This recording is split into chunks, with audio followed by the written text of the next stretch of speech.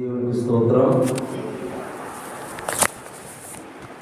దేవుడు మనకిచ్చిన ఈ అవకాశాన్ని బట్టి దేవాదేవునికి మహిమ కలుగును గాక. పునరుద్ధాన ఆరాధనకి వచ్చిన ప్రతి ఒక్కరికి లోకరక్షకుడైన యేసు ప్రభువు పరిశుద్ధ నామమున అందరికీ వందనాలండి. అందరికీ వందనాలు. అందరూ బాగున్నారా? మరి వర్షాకాలం, విపరీతమైన వర్షాలు పడుతున్నాయి. అక్కడక్కడ వరదలు, చాలా భయంకరమైన పరిస్థితుల్లో అనేక ప్రాంతాలు, అనేక రాష్ట్రాలు ఉన్నాయి.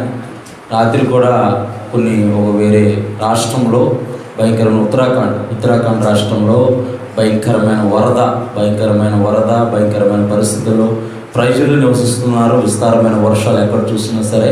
మన దగ్గర కూడా ఈ తేతలి ప్రాంతం దగ్గర ఎర్ర కాలువ పొంగిపోయి మొత్తం పొలాలన్నీ నిండిపోయాయి. నాకు తెలిసి నేను తణుకొచ్చిన కాడ నుంచి మొట్టమొదటిసారిగా చూస్తున్నాను అనమాట. తణుకొచ్చిన కాడ నుంచి మొట్టమొదటిసారిగా నేను చూస్తున్నాను.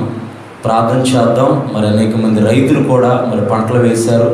వారు నాట్లు వేసిన తర్వాత మరి ఇలాగ వరదలు రావటం, మునిగిపోవటం, మరి దాదాపు వాళ్ళకి 15-20 వేల రూపాయల నష్టం జరుగుతుంది. మరి ప్రభుత్వం కూడా అంతంత మాత్రంగా ఉంది. ప్రభుత్వం కొరకు కూడా మనం ప్రార్థన చేద్దాం. అనేక మంది సహాయం కోసం ఎదురు చూస్తున్నారు కనుక మరి ఏదైనా దేవుని యొక్క కృప, దేవుని యొక్క కనికరము, దేవుని యొక్క చిత్తమై ఉంది కనుక ఆయన చిత్తము మానవుల పట్ల ఏదై ఉందో మనం కనిపెట్టి ప్రార్థన చేసి అందరికీ మేలు జరిగే విధంగా, అందరికీ మంచి జరిగే విధంగా, ప్రతి ఒక్కరిని రాజుల కొరకు, అధికారుల కొరకు, ఉద్యోగుల కొరకు, ప్రతి కొరకు మనం ప్రార్థన చేద్దాం. రానున్న రోజులు చాలా భయంకరమైన పరిస్థితుల్లో రాబోతున్నాయి కనుక మనందరం మెలకు కలిగి ప్రార్థన చేసేవారిగా ఉండవలసిందిగా సంఘానికి ప్రేమపూర్వకంగా తెలియజేస్తున్నాము.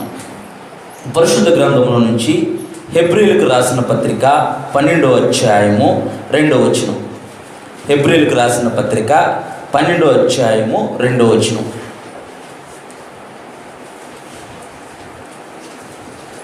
మనము కూడా ప్రతి భారమును సులువుగా చిక్కులు పెట్టు పాపమును విడిచిపెట్టి విశ్వాసమునికి కర్తయు దానిని కొనసాగించువాడునైనా యేసు వైపు చూచుచు మన ఎదుట ఉంచబడిన పందెంలో ఓపికతో పరిగెత్తెదము. ఆయన తన ఎదుట ఉంచబడిన ఆనందము కొరకై అవమానమును నిర్లక్ష్యపెట్టి సిలువను సహించి దేవుని సింహాసనం యొక్క కుడి పార్శ్వమున ఆసీనుడై ఉన్నాడు. పరిశుద్ధాత్మని సహాయం కొరకు దేవుడు తన వాక్కు ద్వారా మనతో అందరితో మాట్లాడే విధంగా ప్రార్థన చేసుకుందాం. ప్రేమ నమ్మకం కలిగిన పరలోకపు తండ్రి, అయా నీ వాక్యపు వెలుగులో ఈ ఉదయకాల సమయంలో ప్రభా మీరు మమ్మల్ని నడిపించండు ప్రభా. నీ వాక్యము మా పాదములకు దీపము, మా త్రోవకు వెలుగై ఉంది తండ్రి ప్రభా. అయా నీ వాక్యం అనే అద్దంలో మమ్మల్ని మేము పరిశీలన చేసుకునే విధంగా తండ్రి ప్రభా మా జీవితాలను ప్రభా మీరు మార్చండి, మా జీవితాలను మీరు కట్టండి, మా జీవితాలను మీరు వెలిగించండి నాయన. మీకు వందనాలు, స్తోత్రాలు తండ్రి ప్రభా. అయా తండ్రి ప్రభా ఈ వాక్కు ద్వారా నాతో, మాతో, మా అందరితో తండ్రి మీరు మాట్లాడమని యేసు పరిశుద్ధ నామమున ప్రార్థిస్తున్నాము తండ్రి. ఆమేన్. ప్రతి భారము ఈ ఉదయకాల సమయంలో నీవు ఎటువంటి భారంతో వచ్చావో నాకైతే తెలియదు, కానీ ప్రతి భారము ఆర్థిక సమస్యలనే భారంతో వచ్చావో, అవమానాలనే భారంతో వచ్చావేమో, కుటుంబ సమస్యలనే భారంతో వచ్చావేమో, నా జీవితం ఏంటి అనే భారంతో నీవు వచ్చావేమో, కానీ ప్రతి భారము నుంచి మనల్ని విడిపించేవాడు, ప్రతి భారం నుంచి మనకు విడుదలిచ్చేవాడు. నీవు ఎటువంటి భారంతో ఉన్నా, ఎటువంటి భారాన్ని మోస్తున్నా, పాప భారాన్ని మోస్తున్నావా, సమస్యలనే భారాన్ని మోస్తున్నావా, కుటుంబం గడవటం కష్టమవుతుందనే భారాన్ని మోస్తున్నావా, భార్యాభర్తల మధ్య సమాధానం లేని భారాన్ని నీవు మోస్తున్నావా, నీవు ఎటువంటి భారంతో ఉన్నా సరే, ఎటువంటి భారంతో దేవుని సన్నిధికి వచ్చినా సరే ఆయన నీ భారం అంతటినీ తీసివేస్తానంటున్నాడు. నీ భారం అంతటి నుంచి నీకు విడుదలిస్తానంటున్నాడు. ఆయన నిన్ను నన్ను సృజించిన సృష్టికర్త అయిన దేవుడు. ఆయన నీ కొరకు నా కొరకు తన పరిశుద్ధ రక్తాన్ని చిందించి పరలోకమందు ఆసీనుడైన యేసు ప్రభువారు నీకు నాకు తోడుగా ఉన్న తండ్రి. ఆయన అంటున్నాడు నీ భారమంతా నా మీద మోపమంటున్నాడు. ఏమంటాడంటే నీ భారం అంతా, కీర్తనలో 22వ కీర్తన 8వ వచనం. 22వ కీర్తన 8వ వచనం. యెహోవా మీద నీ భారము మోపము, ఆయనే నిన్ను విడిపించును. నువ్వు ఎటువంటి భారంతో వచ్చినా సరే ఆయన మీదే నీ భారం మోపితే ఆయన నిన్ను విడిపిస్తానంటున్నాడు. నీకున్న భారం నుంచి నీకు విడుదలిస్తానంటున్నాడు. నీకున్న కష్టం నుంచి నిన్ను విడిపించి నీకు ఆనందము సంతోషము కలగజేస్తానంటున్నాడు. యెహోవా మీద నీ భారము మోపము, ఆయనే నిన్ను విడిపించువాడు. కీర్తనలు 55వ కీర్తన 22వ వచనంలో కూడా నీ భారము యెహోవా మీద మోపము, ఆయనే నిన్ను ఆదుకొనును. నువ్వు ఎటువంటి భారంతో వచ్చినా సరే నీ భారము దేవుని మీద మోపితే ఆయనే నీ భారం నుంచి నిన్ను విడిపించేవాడు. ఆయనే నీ భారం నుంచి నిన్ను విడిపించి నిన్ను ఆదుకునేవాడు. దేవుని నామానికి మహిమ కలుగును గాక. విడిచిపెట్టేవాడు కాదు, భారమంతా తీసేసిన తర్వాత విడిచిపెట్టేవాడు కాదు. ఆయన ఎల్లప్పుడూ తోడుగా ఉండి తల్లి మర్చినా తండ్రి విడిచినా ఆయన ఎన్నడూ విడువని వాడు, ఎడబాయని వాడు, ఒకరిని తను కనుపాప వలె కాపాడే దేవుడు. ఆయన పేరే యేసు ప్రభువారు. దేవుని నామానికి మహిమ కలుగును గాక. ఆ యేసు ప్రభువారు అంటున్నారు, నీ భారమంతా నా మీద మోపము, నేను నిన్ను విడిపిస్తాను. నీ భారమంతా విడిపించటమే కాదు, నిన్ను ఎల్లప్పుడూ తోడుగా ఉండి నిన్ను ఆదుకుంటాను అంటున్నాడు. దేవుని నామానికి మహిమ కలుగును గాక. 68వ కీర్తన 19వ వచనం. 68వ కీర్తన 19వ వచనం. ప్రభు స్తుతినందును గాక, అనుదినము ఆయన మా భారమును భరించుచున్నాడు. దేవుడే మాకు రక్షణకర్త అయి ఉన్నాడు. దేవుని నామానికి మహిమ కలుగును గాక. ప్రభు స్తుతినందును గాక, అనుదినము ఆయనే మన భారమును భరించుచున్నాడు. మనం అనుకుంటాం, నా భారాన్ని నేనే మోస్తున్నాను, నాకే భారంగా ఉంది, నాకే కష్టంగా ఉందని మనం అనుకుంటాడు. యేసు ప్రభువారు, లోకరక్షకుడైన యేసు ప్రభువారు, ఆయన మన భారాన్ని భరిస్తున్నాడు. ఆయన మన భారాన్ని మోస్తున్నాడు. అందుకే భక్తుడు రాస్తూ అంటున్నాడు, ప్రభు స్తుతినందును గాక, అనుదినము ఆయన మా భారము భరించుచున్నాడు. దేవుడే మాకు రక్షకుడై ఉన్నాడు. దేవుని నామానికి మహిమ కలుగును గాక. ఆయనే మన దోషములను పరిహరించువాడు. ఆయనే మన సంకటములు కుదిర్చువాడు. సమాధిలో నుండి మన ప్రాణాన్ని లేవనెత్తేవాడు ఆయనే. కరుణా కటాక్షములు కిరీటం ధరింపు చేయవాడు ఆయనే. భూమి కంటే ఆకాశము ఎంత ఉన్నతంగా ఉన్నదో తన ఎళ్ళ భయభక్తులు గలవారి ఎళ్ళ ఆయన కృప అంత అధికముగా ఉంది. దేవుని నామానికి మహిమ కలుగును గాక. తూర్పుకి పడమట ఎంత దూరమో, తూర్పుకి పడమట ఎంత దూరమో ఆయన మన అతిక్రమములను అంత దూరపరిచి ఉన్నాడు. దేవుని నామానికి మహిమ కలుగును గాక. ఆయన ఎల్లప్పుడూ వాద్యమాడేవాడు కాదు, ఆయన ఎల్లప్పుడూ కోపించేవాడు కాదు. తండ్రి తన కుమారుని ఎళ్ళ జాలి పడినట్లు ఆయన మన ఎళ్ళు జాలి చూపించే దేవుడు. దేవుని నామానికి మహిమ కలుగును గాక. జాలి చూపించటమే కాదు, ఆయన మన యందు కనికరపడే కరుణా వాత్సల్యత గల దేవుడు. ఈ ఉదయకాల సమయంలో అంటున్నాడు, నీవు ఎటువంటి భారంతో వచ్చినా, నీవు ఎటువంటి కష్టంతో వచ్చినా, నీవు ఎటువంటి వేదనతో వచ్చినా, నీ భారము నా మీద మోపు, నీ కష్టం నా మీద మోపు, నేనే దాని నుంచి నిన్ను విడిపిస్తాను, నేనే నిన్ను దాని నుంచి విడిపించి నిన్ను ఆదుకుంటాను. నేను నీకు రక్షణ కలగజేసిన దేవుడు, ఆ రక్షణ కలగజేసిన దేవుడైన నజరేయుడైన యేసు అంటున్నాడు. మత్తయి సువార్త 11వ అధ్యాయము 28వ వచనం. 11వ అధ్యాయము 28వ వచనం. ప్రయాసపడి భారం మోసుకున్న సమస్త జనులారా నా యొద్దకు రండి, నేను మీకు విశ్రాంతిని కలగజేస్తానంటున్నాడు. నువ్వు ఏ ప్రయాసతో ఉన్నా, ఏ భారంతో ఉన్నా, ఇదే నాకు చివరి రోజని నీవు అనుకుంటున్నా, ఈ రోజుతో నా జీవితం అయిపోతుందని నీవు అనుకుంటున్నా సరే, యేసు ప్రభువారు తన వాక్కు ద్వారా నిన్ను పిలుస్తున్నాడు. ప్రయాసపడి భారం మోసుకున్న సమస్త జనులారా నా యొద్దకు రండి, నేను మీకు విశ్రాంతిని కలగజేస్తానంటున్నాడు. ఆయనే మనకు విశ్రాంతి కలగజేసే దేవుడు, ఆయనే మనకు విడుదల కలగజేసే దేవుడు. మనం ఎటువంటి పాప భారంతో ఉన్నా, సమస్యలనే భారంతో ఉన్నా, ఇబ్బందులనే భారంతో ఉన్నా, ఆర్థిక సమస్యలనే భారంతో ఉన్నా సరే, అనారోగ్య సమస్యలనే భారంతో ఉన్నా సరే, ఆ భారం అంతటిని నా మీద మోపమంటున్నాడు. ఆయన మీద మనం భారం మోపితే, ఆయన మీద మనం భారం మోపితే, ఆ భారం అంతటి నుంచి మనల్ని విడిపించడమే కాదు, ఎల్లప్పుడూ మనకు తోడుగా ఉండి మనల్ని ఆదరించి ఆదుకునే దేవుడు. ఆయన పేరుడే లోకరక్షకుడైన యేసు ప్రభువారు. దేవుని నామానికి మహిమ కలుగును గాక. మంచిదే మన భారం అంతా తొలగాలని, మన కష్టమంతా తీరాలని, మనకున్న సమస్యలన్నిటి నుంచి మనం విడుదల పొందుకోవాలని దేవుని దగ్గరకు వచ్చాం. మంచిదే, కాదనట్లేదు. కానీ దేవుడు ఒక మాట అంటున్నాడు, మనం ముందుగా చదువుకుందాం. హెబ్రీయులకు రాసిన పత్రిక 12:2 మనము కూడా ప్రతి భారమును సులువుగా చిక్కులు పెట్టు పాపమును విడిచిపెట్టి. భారానికి కారణం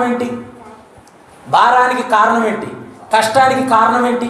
ఒక సమస్య వచ్చిందండి, మనకి ఒక సమస్య వచ్చింది. ఈ సమస్యలో నేను ఇరుక్కుపోయాను, ఈ సమస్యలో నాకు ఎటువంటి సొల్యూషన్ దొరకట్లేదు, ఈ సమస్యలో నాకు సమాధానం లేదు అని మనం చింతపడుతూ ఉంటాం. నీ చింత యావత్తు ఆయన మీద వేస్తే ఆయన తప్పకుండా నీ చింతలన్నింటినీ తీసివేసి నిన్ను ఆనందంతో నింపే దేవుడు నామానికి మహిమ కలుగును గాక. మనం చింతతో సమస్యలతో మన సమస్యలు కొని తెచ్చుకుంటాం. అనుకోకుండా అనాలోచితంగా నిర్ణయాలు తీసుకొని మన ఇష్టానుసారంగా మనం ప్రవర్తించడం ద్వారా సమస్యలు వస్తూ ఉంటాయి. ఎప్పుడైతే సమస్య వచ్చినప్పుడు ఆ సమస్య కంటే గొప్పవాడమైన యేసు వైపు చూస్తే ఆ సమస్య నుంచి మనకు తప్పకుండా విడుదల కలుగుతుంది. దేవుని నామానికి మహిమ కలుగును గాక.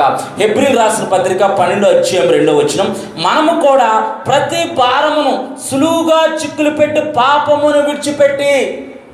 భారాలకి కారణం ఏంటి? పాపము. భారాలకి కారణం ఏంటి? పాపము. మనం అందరం అనుకుంటాం పాపం అంటున్నారండి. తాగటమే పాపము, వ్యభిచారమే పాపము, దొంగతనమే పాపము అని మనం అనుకుంటాం. అది వాళ్ళు తెలియక చేసే పాపాలు. వాళ్ళు తెలిసి మారు మనసు పొందితే వాళ్ళు విడిచిపెడతారు వాటిని. వాళ్ళకి తెలియక అజ్ఞానంలో మనోనేత్రాలు వెలిగించబడక వారు చీకటిలో ఉండి వారు అటువంటి చీకటి కార్యాలు చేస్తూ ఉంటారు. మరి ఆ చీకటిలో నుంచి మనల్ని ఆశ్చర్యకరమైన వెలుగులోకి నడిపించిన దేవుడు మనకు తోడుగా ఉన్నాడు గనక మనం ఎటువంటి భారంలో ఉన్నా సరే ఆ భారము ఆయన మీద మనల్ని మోపమంటున్నాడు కనుక మనం ఆ భారం నుంచి మనం విడుదల పొందుకోవాలంటే దేవుని ఒక వాక్కు చెబుతుంది. ఉదయకాల సమయంలో మనతో మాట్లాడుతున్నాడు. ప్రతి విధమైన భారమును సులువుగా చిక్కులు పెట్టి పాపమును విడిచిపెట్టి. ఆజ్ఞ అతిక్రమమే పాపము. మరి పాపం ఆజ్ఞ అతిక్రమమే పాపము. మరి లోకంలో చీకటి కార్యాలు ఎన్ని చేశారు? పాపాలు అనుకుంటారు. మనం ఎటువంటి పాపంలో ఉంటాం? మరి పాపాన్ని విడిచిపెట్టి అని అన్నాడు. మనం ఎటువంటి పాపంలో ఉంటాం? దేవుని మాట వినకపోవటమే పాపము. దేవుని చిత్తాన్ని నెరవేర్చకపోవటమే పాపము. దేవుని యొక్క వాక్కుకి లోబడకపోవటమే పాపము. ఆయనతో సత్సంబంధం కలిగి జీవించకపోవటమే పాపము. దేవుని యొక్క వాక్యానికి లోబడకపోవటమే పాపము.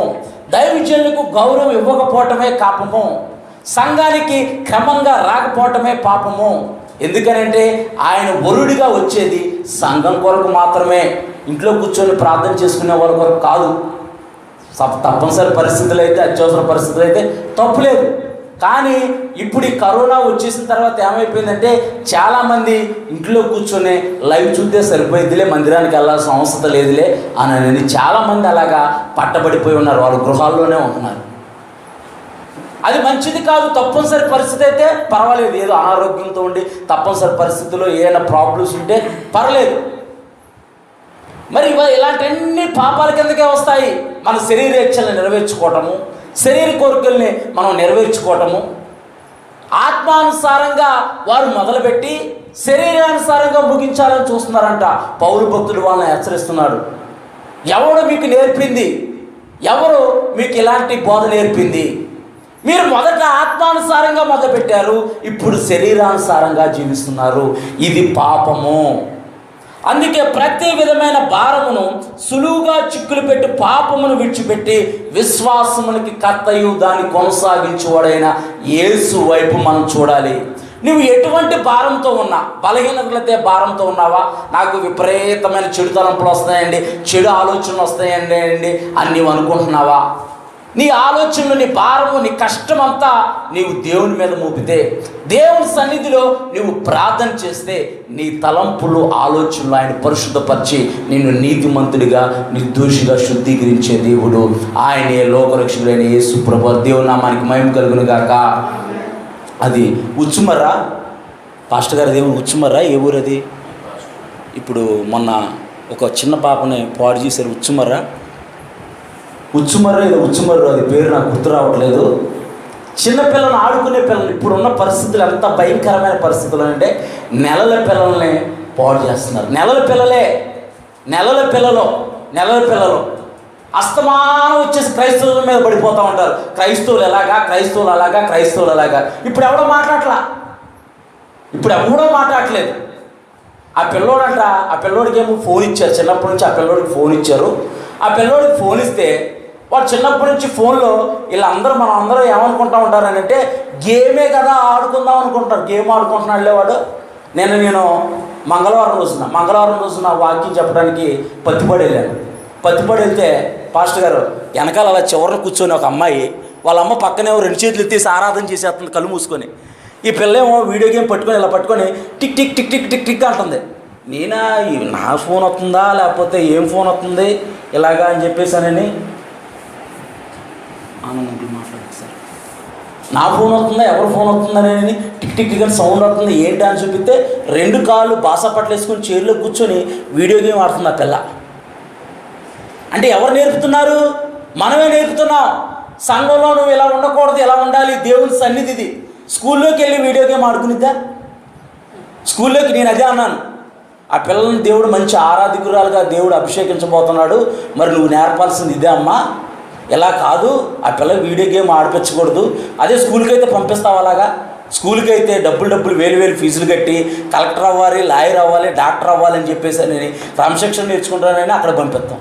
దేవుని సన్నిధికి వచ్చేసరికి ఆ పిల్ల వీడియో గేమ్ ఆడుకుంటుంది టిక్ టిక్ టిక్ అని. ఎక్కడి నుంచి వస్తుందో సౌండ్ అని 10 నిమిషాలు ఎత్తుకొని ఇలా అందరూ ఆరాధన చేస్తుంటే తీరా చూస్తే ఆ పిల్ల దగ్గర నుంచి వస్తుంది సౌండ్.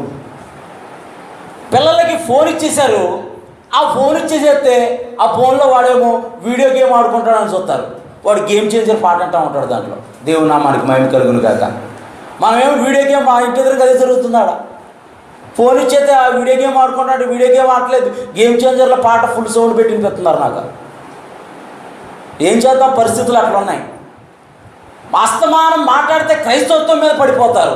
మీ బతుకులు మార్చుకోండి, మీ జీవితాలు మార్చుకోండి, మీరు వెలిగించబడండి, పాపాన్ని విడిచిపెట్టండి, పాపాన్ని అసహించుకోండి అని క్రైస్తవత్వము 2024 సంవత్సరాల నుంచి మొత్తుకుంటుంటే యేసు ప్రభువారు దేవుడు కాదని, యేసు ప్రభువారు అసలు దేవుడే కాదు, క్రైస్తవులు వాళ్ళు మంచివాళ్ళు కాదని అపనందలేస్తూ అవమానిస్తూ వారు బ్రతుకుతున్నారు. కానీ ఇలాంటి వాటి కొరకు ఎవరో మాట్లాడట్లా, ఏ బాబా మాట్లాడట్లా, ఎవరో మాట్లాడలేదు.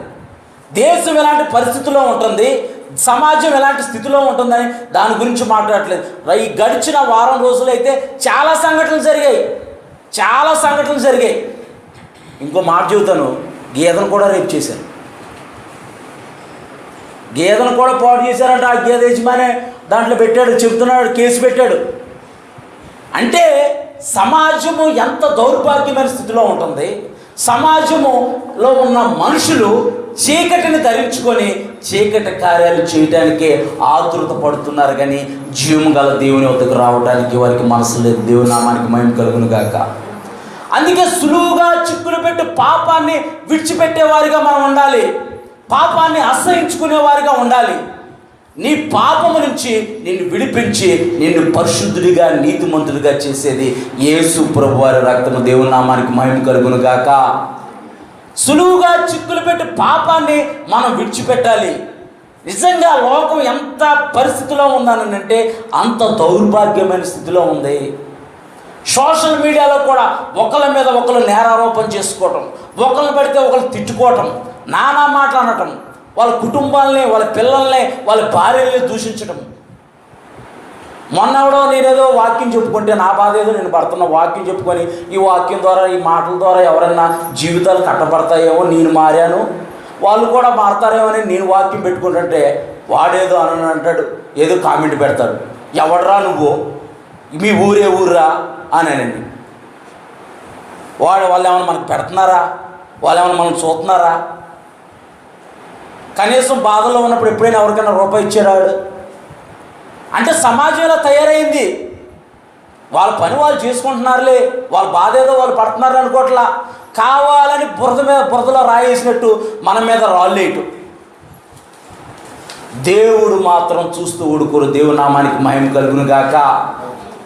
ఆయన ఒక సేవకుని ముట్టుకుంటే, ఆయన పిల్లలు ముట్టుకుంటే ఆయన కనుపాపను ముట్టుకున్నట్టు దేవుని నామానికి మహిమ కలుగును గాక. ఆ పిల్లలు ఆ ఉచ్చుమర ప్రాంతంలో నంది కొట్టుకోలేదు, అక్కడ పరిస్థితులు అక్కడ ప్రాంతంలో ఆ పిల్లలు చిన్నపిల్లలు అంటే వాళ్ళు కూడా చదువుకుంటున్న పిల్లలే ఆ పిల్లోడు అంటున్నాడంట, ఆ సైకాలజిస్ట్ ఆమె చదువుతుంది, అక్కడ ఉన్న వాళ్ళందరూ చదువుతున్నారు, పిల్లోడు అంటున్నాడంట ఆ వీడియో గేమ్లు అవన్నీ ఆడి చూసి కాల్చుకునే వీడియో గేమ్లు అవన్నీ ఉంటాయి, అవన్నీ ఆడి చూసి అరే ఎవరైనా చంపాలని అంటున్నాడంట. చాలామందితో చెప్పాడంట అలాగనేనండి. మరి అలా చంపాలని అంటున్నప్పుడు ఎవరో అమ్మలక్కలు ఎవరో ఒకరు వాళ్ళ తల్లిదండ్రులతో చెబుతారు కదా, ఒరే చంపాలేంట్రా, అదేంట్రా, ఆ పనులేంట్రా అని తల్లిదండ్రులు పిల్లలకి చెప్పట్లా, మంచి అది చెడు చెప్పట్లా. తల్లిదండ్రుల్లో ఫోను, పిల్లల ఫోను, ఎవరి ఫోను వాళ్ళకే ఉంది, ప్రత్యేకంగా ఒక్కొక్కరికి ఒక్కొక్క ఫోన్ ఉండిద్ది. ఎవరి ఫోను వాళ్ళకే ఉంటుంది. మనుషులు కూడా దేంతో బతుకుతున్నారంటే ఈ ఫోన్తోనే బతుకుతున్నారు. మనిషి ఒంట్లో రక్తం లేకపోయినా పర్లేదు, కానీ ఫోన్లో ఛార్జింగ్ లేకపోతే వాడెవడో క్వార్టర్ వేసి వాడికి షేక్ అయిపోయింది, అట్లా షేక్ అయిపోతున్నారు. డేటా అయిపోతున్నా సరే, లేకపోతే దాంట్లో ఛార్జింగ్ అయిపోతున్నా సరే, బ్యాలెన్స్ అయిపోతున్నా సరే, అలా షేక్ అయిపోతున్నారు. ఇవి తుచ్చమైనవి, ఇవి క్షణమాత్రం ఉండేవి. శాశ్వత కాలం ఉండే ఆ నిత్యరాజ్యంలోకి మనం ఎలా వెళ్ళాలని మనం ఆలోచన చేయాలి. చనిపోయిన తర్వాత మరొక జీవితం ఉందనేది మానవుడు ఆలోచించాలి. అనేక శాస్త్రవేత్తలు, అనేక మంది గొప్పవారు చనిపోయిన తర్వాత జీవితం ఉందనేది వారు తలలో బాదుకుంటున్నారు. చనిపోవటమే మానవుని యొక్క జీవితానికి అంతం కాదు, చనిపోయిన తర్వాత మరొక జీవితం ఉందనేది వారందరూ చెబుతున్నారు. ఇప్పుడు కూడా నిన్న మొన్న BBC ఛానల్లో చూశాను, భూమి లోపలంట ఒక మండే గోళం లాంటి ఒక పొర ఉందంట, గోళం లాంటి ఒక గోళం ఉందంట. అది భూమి ఇలా మన భూమి తిరుగుతూ ఉండిద్ది కదా, అది భూమికి వ్యతిరేక కక్షలో తిరుగుతుందంట లోపల. పరిశుద్ధ గ్రంథమైన బైబిల్ చెబుతుంది, పాతాళములో దేవునికి వ్యతిరేకంగా జీవించేవారు, దేవుని అసహించుకునేవారు, చీకటి కార్యాలు చేసేవారు, పాపంలో జీవించేవారు పాతాళంలో వేయబడతారు, నరకంలో వేయబడతారని పరిశుద్ధ గ్రంథమైన బైబిల్ చెబుతుంది. అనేక గ్రంథాలు కూడా చెబుతున్నాయి నరకం ఉందని. అది చూస్తే అది రౌండ్గా ఉంది, రాత్రి కూడా చూసాను, అది రౌండ్గా ఉంది. అది మొత్తం అంత దూరం అంత లోపలికి ఎవరు వెళ్ళలేకపోతున్నారంట. కొన్ని కిలోమీటర్ల వరకే పరిశోధన చేశారు. కానీ రష్యా వాళ్ళు పరిశోధన చేశారు, అసలు భూమి లోపల ఏదుంది కనుక్కుందామని పరిశోధన చేశారు. వారు పరిశోధన చేస్తే కొన్ని కిలోమీటర్ల లోతుకి వెళ్ళంగానే వారికి అక్కడ అసలు ఏముంది లోపల, అంత లోపలికి ఏముందని చెప్పేసి వాళ్ళు కొన్ని కెమెరాలు అవి పంపించేస్తే వాటిలో రికార్డింగ్ ఏంటి ఏంటంటే వాళ్ళు అరుపులు కేకలు వినపడుతున్నాయంటే, భయంకరమైన అరుపులు కేకలు, మమ్మల్ని రక్షించండి, మమ్మల్ని కాపాడండి, మమ్మల్ని రక్షించండి అని. అందుకే యేసు ప్రభువారు అంటున్నారు, నేనే మార్గం సత్యం జీవం, నా ద్వారా తప్ప ఎవ్వరూ కూడా నిత్యరాజ్యానికి చేరలేరు. పరలోకం నరకం ఉండటం అనేది నిజమనని అనేక మంది శాస్త్రవేత్తలు, అనేక మంది గొప్పవారు చెబుతున్నారు. నేను అది చూస్తే నాకు అనిపించింది ఏంటంటే, అది ఎలా ఉందంటే మొత్తం రౌండ్ ఎలా ఉందంటే సూర్యుడిలాగా ఉంది. అది లోపల 3 పొరలు ఉంటాయంట భూమి లోపల.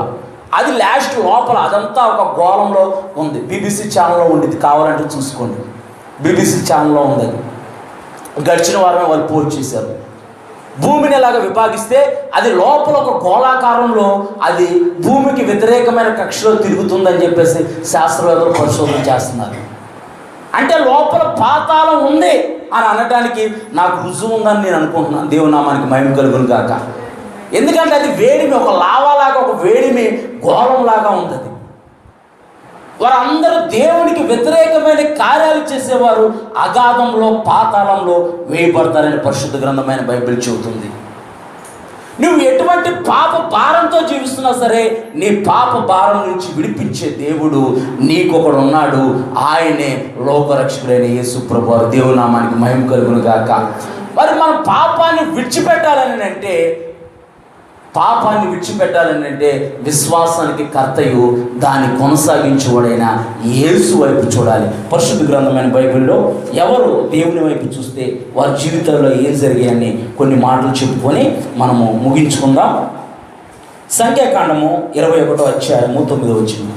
సంఖ్యాకాండము 21వ అధ్యాయము 9వ వచనం. చదవాలి. బైబిల్ చదవట్లేదు, ఎవ్వరూ బైబిల్ చదవట్లేదు. నేను అక్కడ పత్తిపాడు ప్రార్థనకి వెళ్తే పూటిపడి చదివారు, భలే సంతోషం అనిపించింది.